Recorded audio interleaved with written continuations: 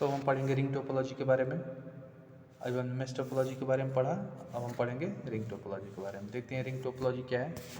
जैसा कि ring topology के लिए यहाँ पे फिगर दिया हुआ है, तो फिगर जो है हमारा 10.16 जस्ट नीचे का फिगर है।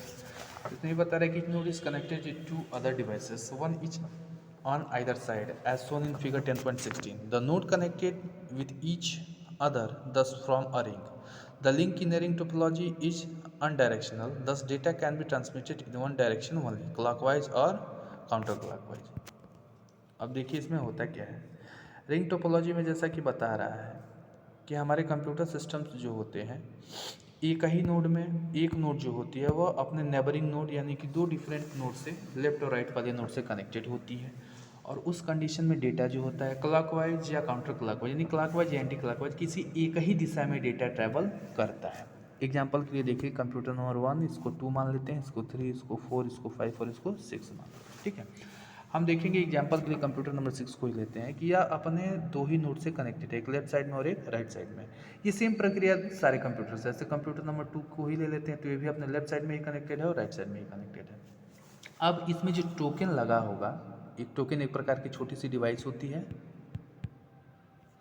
रिंग टोपोलॉजी में, जो डेटा को किसी एक डायरेक्शन में मोड़ने का काम करती है, यानी कि डेटा को एक डायरेक्शन में मोड़ने और रिपीट करने का काम करती है। जैसे रिपीटर का काम होता है डेटा को रिपीट कर देना, ठीक उसी प्रकार से डेटा को एक ही डायरेक्शन में मूव करने का काम करती है। ये होता कैसे है देखते हैं। जैसे कंप्यूटर की नंबरिंग हमने की थी 1 2 3 4 5 6। हमने ये भी बताया था कि कोई भी एक कंप्यूटर अपने दो लेफ्ट और राइट नेबरिंग नोड से ही जुड़ा हुआ होता है और इसी हिसाब से इसमें डेटा को ट्रांसफ़र किया जाता है। इसमें डेटा क्लॉकवाइज या एंटी क्लॉकवाइज किसी भी डायरेक्शन में थ्रू पास करके ट्रांसफ़र करती है। अब एग्जांपल के लिए देखिए, जैसे मान लीजिए हमें कंप्यूटर नंबर 6 से कंप्यूटर नंबर 3 पर डेटा को क्या करना है, सेंड करना है।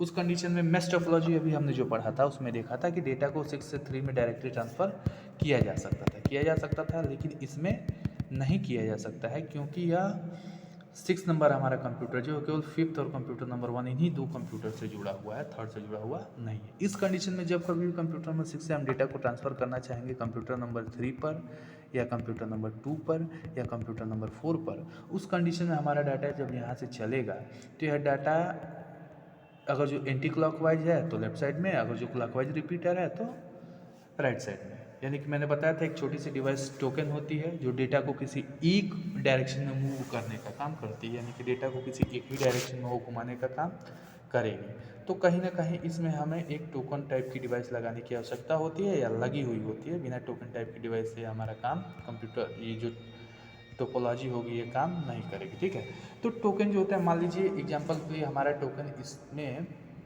एंटी क्लॉकवाइज डायरेक्शन में डेटा को मूव कर रहा है। ठीक है, एंटी क्लॉकवाइज डायरेक्शन में डेटा को मूव कर रहा है। तो कंप्यूटर नंबर 6 से जब कंप्यूटर नंबर 3 में हम डेटा को ट्रांसफ़र करना चाहेंगे तो कंप्यूटर नंबर 6 से डेटा हमारा चलेगा कंप्यूटर नंबर 5 पे आएगा, फिर 5 से 4 में जाएगा, फिर 4 से तब जा करके 3 में ये डेटा पहुँचता है। ठीक है, ये तो हो गई डेटा पहुँचने की बात। यदि कंप्यूटर नंबर 3 कनेक्टेड नहीं है, ठीक है, या कंप्यूटर नंबर 3 में कोई समस्या है, डेटा रिसीव नहीं कर पा रहा है, उस कंडीशन में डेटा हमारे क्या होता है, बाउंस बैक एक वर्ड आता है, डेटा हमारा क्या हो जाएगा, बाउंस बैक हो जाएगा। So it is important to know that data pass through rather the travel past is known. This means that the single may be amplified before repeated on the outward channel. कह रहे कि बाहरी channel से जो कि यहाँ पे token type की डिवाइस लगी हुई होती हैं, इनकी सहायता से डेटा को किसी एक दिशा में जब मोड़ दिया जाता है और उस कंडीशन में एक दूसरे कंप्यूटर से डेटा होता हुआ अपने गंतव्य तक ट्रेवल करता हुआ पहुंचता है। ठीक है, अब देखते हैं इसके एडवांटेजेस और डिसएडवांटेजेस के बारे में कि रिंग टोपोलॉजी के क्या क्या एडवांटेजेस हैं और क्या क्या डिसएडवांटेजेस हैं। तो सबसे पहले एडवांटेजेस देखेंगे, उसके बाद से डिसएडवांटेजेस देखेंगे। तो एडवांटेजेस क्या है इसके देखते हैं। शॉर्ट केबल लेंथ, इसमें केबल लेंथ जो होती है वो शॉर्ट होती है, यानी केबल की आवश्यकता कम पड़ती है और केबलिंग में जो खर्चा आता है वो हमारा बच जाता है। दूसरा एडवांटेज इसका ये होगा कि वायरिंग कॉस्ट हमारा बचेगा और वायरिंग प्लेस भी बचता है। जैसे वायर कम लगेंगे तो जाहिर सी बात है जगह की भी उपयोगिता कम आएगी और हमारे पैसे भी बचेंगे। और तीसरा इसका एडवांटेज ये है कि ऑप्टिकल फाइबर केबल के माध्यम से हम इसकी वायरिंग कर सकते हैं, ओसी से हम इसकी वायरिंग कर सकते हैं, ओएफसी जिसे ओएफसी केबल कहा जाता है, ओएफसी। ऑप्टिकल फाइबर केबल, ठीक है। ऑप्टिकल फाइबर केबल के माध्यम से हम इसमें क्या कर सकते हैं, वायरिंग कर सकते हैं। और ऑप्टिकल फाइबर यानी कि OFC से वायरिंग करने का मतलब ये होता है कि डेटा ट्रांसफर रेट का ज़्यादा होता है। मैंने कह सकते हैं कि डेटा ट्रांसफ़र करने की स्पीड ज़्यादा होती है, नेट की स्पीड ज़्यादा होती है। अब देखते हैं कि इसके डिसएडवांटेजेस क्या क्या हैं, रिंग टोपोलॉजी के डिसएडवांटेजेस क्या क्या हैं। यदि इसमें कोई भी एक नोड फेल्योर हो जाती है, मान लीजिए ये जो आपकी रिंग टोपोलॉजी है, इतनी बड़ी जो रिंग टोपोलॉजी बनी हुई है, इसमें कोई एक भी नोड फेल्योर हो जाती है तो आपका पूरा का पूरा नेटवर्क ही फेल्योर हो जाएगा। क्योंकि डेटा अगर जो हम इस मान लीजिए एग्जाम्पल के तौर पे हमारी पूरी की पूरी टोपोलॉजी है, ठीक है। हम कंप्यूटर नंबर 6 से कंप्यूटर नंबर 2 पे हमें डेटा को ट्रांसमिट करना है, सेंड करना है, और बीच में कंप्यूटर नंबर 4 ब्रोकन हो गया, यानी कि यहाँ पे कोई प्रॉब्लम हो गई, कोई फॉल्ट आ गई। जब डेटा यहाँ से 6 से 5 पे जाएगा, 5 से 4 पे जाएगा, इस कंडीशन में यहाँ पे नेटवर्क ब्रोकन रहेगा तो हमारी पूरी की पूरी टोपोलॉजी क्या होगी, फेल हो जाएगी। यानी सबसे बड़ा और सबसे ख़राब कहें या जो कुछ भी कहें, इसका सबसे बड़ा डिसएडवांटेज ये है कि यदि इस कंप्यूटर में कोई भी एक नोड फेलियर करती है, इस टोपोलॉजी में कोई भी एक नोड फेल कर जाती है, तो उस कंडीशन में हमारा पूरा का पूरा कंप्यूटर नेटवर्क ही क्या होगा, फेलियर हो जाएगा।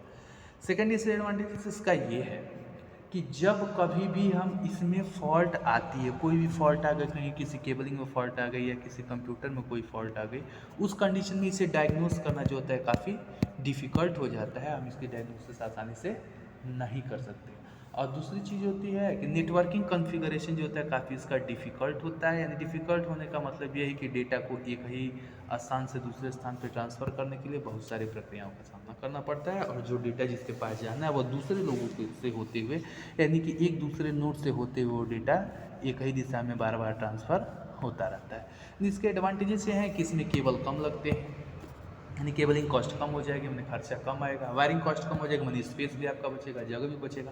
और सबसे बड़ा एडवांटेज है कि OFC केबल यानी कि ऑप्टिकल फाइबर केबल का हम उसमें उपयोग करते हैं। ऑप्टिकल फाइबर केबल लगा देने से ये होता है कि इसकी स्पीड अच्छी मिल जाती है और नेट भी बेहतर तरीके से काम करता है। लेकिन इसके डिसएडवांटेजेस कौन कौन से है, तो सबसे बड़ा डिसएडवांटेज है कि अगर इसमें कोई भी एक नोड फेल करती है तो हमारे पूरा का पूरा नेटवर्क क्या होगा, फेल कर जाएगा। दूसरा है कि अगर जो कहीं भी कोई भी फॉल्ट आती है उसे डायग्नोस करना थोड़ा सा क्या होता है, डिफ़िकल्ट होता है, ठीक है। उसका डायग्नोसिस करना भी क्या होता है, डिफ़िकल्ट होता है। और इसका नेटवर्क कॉन्फ़िगरेशन भी, NC जो होता है आपका नेटवर्क कॉन्फ़िगरेशन, वो भी क्या होता है, डिफ़िकल्ट होता है। तो ये इसके एडवांटेजेस और डिसएडवांटेजेस हैं, ठीक है। इसके बाद इसके आगे की टोपोलॉजी देखते हैं।